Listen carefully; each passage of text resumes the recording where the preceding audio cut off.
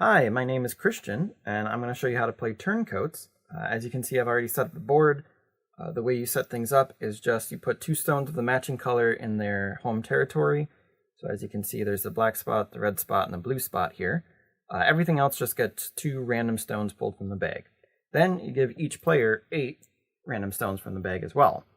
These sort of represent your actions that you can spend as well as sort of where your allegiances lie. So each of these colors of stones are basically different factions, and you're allied mostly towards whichever one you have the most of. So right now it'd be the black faction and barely any allegiance to the blue faction. But you kind of spend these as your action points for the turn.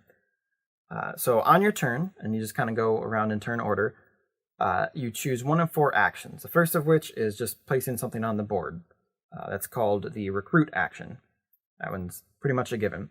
The second action you can take is the battle action, which lets you place a stone in the axe area here, and then you choose an area with that faction and they get to fight, removing an equal number of stones in that area to the amount that's there. So for example, this area has 1 blue stone, I just place a blue stone there, so I could choose to have this area fight, and so this blue stone would get to, remove this black stone from the game and put it back in the bag.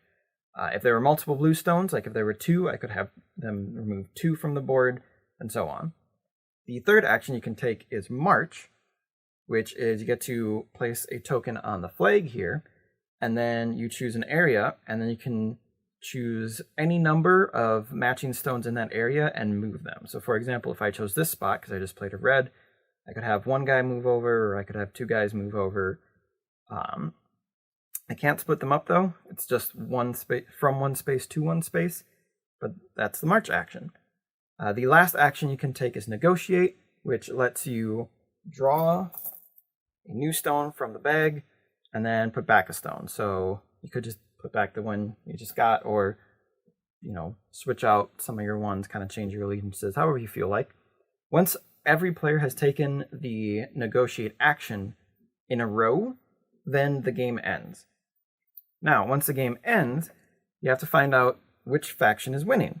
For each space, there's a winning faction, and that is determined by whichever faction has the most stones in that area. So, for example, the black faction is winning this area because they have the most. The red one is winning this one because they have the most. In the case of a tie, so for example, in this one, there's one of each. Then whoever has the most in the axe section wins. So this one, that would mean that the blue team is winning this one because they have the most in the axe section. If, however, there's a tie there, then the tiebreaker for that goes to the flag section.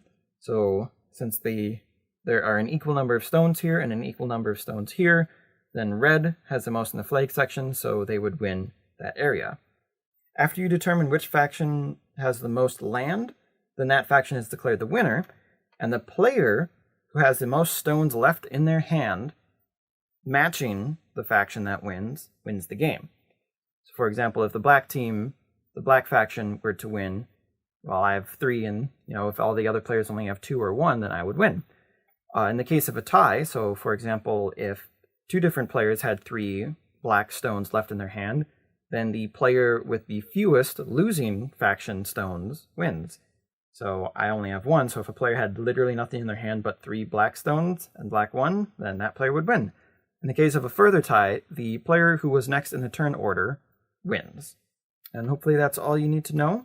This is a fun little game. I really enjoy it. And it comes in a nice little bag.